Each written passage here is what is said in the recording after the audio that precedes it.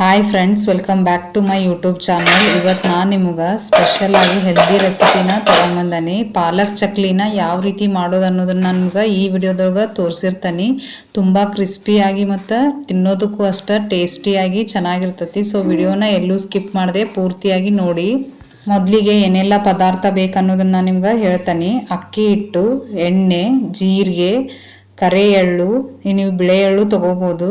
ಇದು ಓಂಕಾಳು, ಅಜ್ವೈನ್, ಆಮೇಲೆ ಕಡಲೆ ಹಿಟ್ಟು ತೊಗೊಂಡು ನಾನಿಲ್ಲಿ.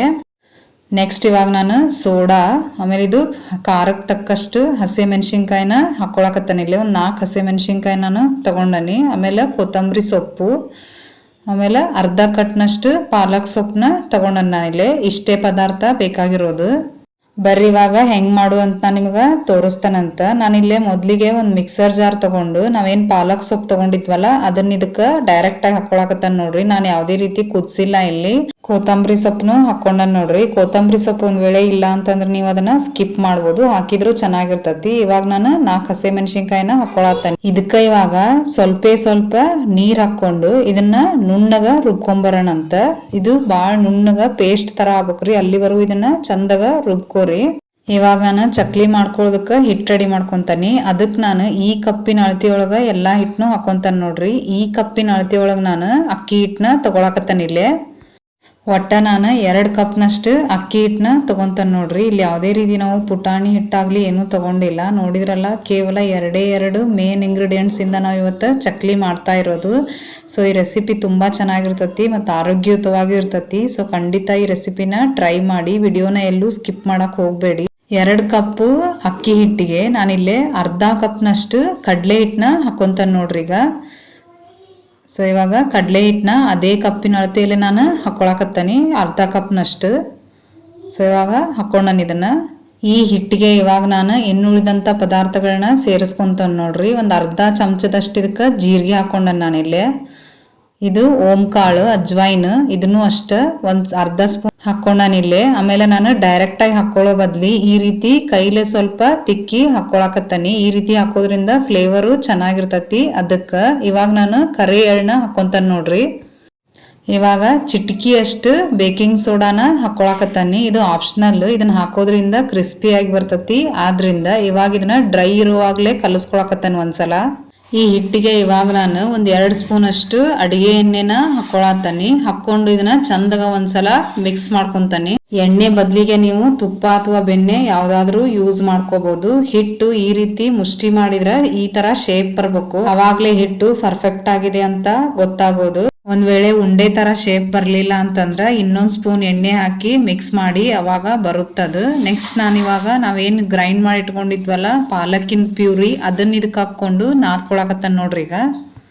ಇವಾಗ ನಾನು ರುಚಿಗೆ ತಕ್ಕಷ್ಟು ಉಪ್ಪು ಹಾಕೊಂಡಾನಿಲ್ಲಿ. ಉಪ್ಪು ಹಾಕೊಂಡು ಸ್ವಲ್ಪ ನೀರು ಹಾಕೊಂಡು ಇದನ್ನ ಚಂದಾಗ ನಾದ್ಕೊಂತಾನೆ ನೋಡ್ರಿ. ಹಿಟ್ಟು ಜಾಸ್ತಿ ಗಟ್ಟಿ ಇರಕ್ಕೆ ಹೋಗ್ಬಾರ್ದು. ಆ ರೀತಿ ಇದನ್ನ ಆದಷ್ಟು ಸಾಫ್ಟಾಗಿ ನಾವು ಯಾವ ರೀತಿ ಚಕ್ಲಿ ಮಾಡ್ತೇವಲ್ಲ ಆ ರೀತಿ ನಾದ್ಕೋಬೇಕಾಕತಿ ಇದನ್ನ. ಫ್ರೆಂಡ್ಸ್, ನೀವೇನಾದರೂ ಫಸ್ಟ್ ಟೈಮ್ ನಮ್ಮ ಚಾನಲ್ಗೆ ವಿಸಿಟ್ ಮಾಡಿದ್ರೆ ದಯವಿಟ್ಟು ಸಬ್ಸ್ಕ್ರೈಬ್ ಮಾಡಿಕೊಂಡು ನೋಡಿ. ಈ ವಿಡಿಯೋ ನಿಮಗೇನಾದರೂ ಇಷ್ಟ ಆದ್ರೆ ಒಂದು ಲೈಕ್ ಮಾಡಿ, ಆಯಿತಾ?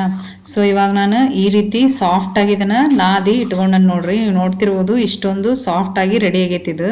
ಇವಾಗ ಎಣ್ಣೆನ ಬಿಸಿ ಮಾಡೋದಕ್ಕೆ ಇಟ್ಕೊಂಡನ್ನು ನಾನು ಇಲ್ಲಿ ಚಕ್ಲಿ ಮಾಡೋದಕ್ಕೆ ಚಕ್ಲಿ ಒತ್ತಳನ ಯೂಸ್ ಮಾಡಾತಿಲ್ಲ. ಈ ರೀತಿ ಕವರ್ನ ನಾನು ಬಳಸ್ಕೊಂಡು ಯಾವ ರೀತಿ ಚಕ್ಲಿ ಮಾಡ್ಬೇಕನ್ನೋದು ಇದ್ರೊಳಗೆ ತೋರಿಸ್ತೇನೆ ನಾನು. ಸೊ ಮೊದ್ಲಿಗೆ ನಾನು ಒಂದು ಎಣ್ಣೆ ಕವರ್ನ ತಗೊಂಡನಿಲ್ಲೇ.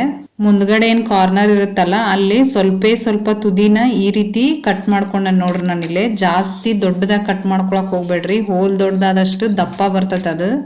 ನಾನಿವಾಗ ನಾವೇನು ರೆಡಿ ಮಾಡಿದ್ವಲ್ಲ ಹಿಟ್ಟು, ಅದನ್ನು ಕೈಲೇ ಮತ್ತೊಂದ್ಸಲ ಸಾಫ್ಟಾಗಿ ಕೈಲೇನ ಮಿದ್ದುಬಿಟ್ಟು ಈ ರೀತಿ ಹಾಕ್ಕೊಂಡ ನೋಡ್ರಿ ಕವರ್ಗೆ.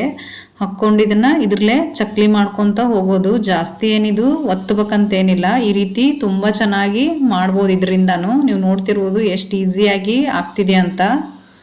ಸೊ ಇವಾಗ ನಾನಿಲ್ಲೇ ಒಂದು ಮಾಡಿ ತೋರ್ಸೇನೆ ನೋಡ್ರಿ ನಿಮ್ಗೆ. ತುಂಬ ಸುಲಭವಾಗಿ 5 ರಿಂದ 10 ನಿಮಿಷದೊಳಗೆ ಈ ಕವರಿಂದ ನಾವು ಮಾಡಿ ಮುಗಿಸ್ಬಿಡ್ಬೋದು. ತುಂಬ ಸುಲಭ ಇದರಲ್ಲೇ ಮಾಡೋದು, ಆಮೇಲೆ ಬೇಗ ಕೂಡ ಆಗ್ತತಿ.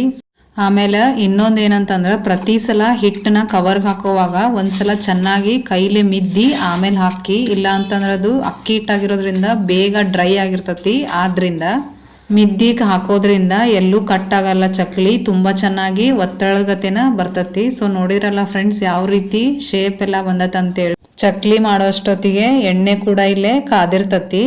ಇವಾಗ ಇದನ್ನ ಲೋ ಫ್ಲೇಮಲ್ಲೇ ಇಟ್ಕೊಂಡು ನಾನು ಒಂದೊಂದು ಚಕ್ಲಿನ ಇದಕ್ಕೆ ಹಾಕ್ಕೊಂತ ನೋಡ್ರಿ ಇಲ್ಲೇ. ಸೊ ಇವಾಗ ಈ ರೀತಿ ಹಾಕ್ಕೊಂಡು ಒಮ್ಮೆಲೆ ಸ್ಪೂನ್ ಹಾಕಕ್ಕೆ ಹೋಗ್ಬೇಡಿ. ಇದಕ್ಕೆ ಈ ಬಬಲ್ಸ್ ಎಲ್ಲ ನಿತ್ಕೋಬೇಕು. ಈ ಗುಳ್ಳೆ ಪ್ರಮಾಣ ಕಡಿಮೆ ಆದ್ಮೇಲೆ ನೀವು ಈ ರೀತಿ ಸ್ಪೂನ್ನ ಸಹಾಯದಿಂದ ಒಳ್ಳಿಸಿ ಹಾಕ್ಕೊಳ್ಳಿ.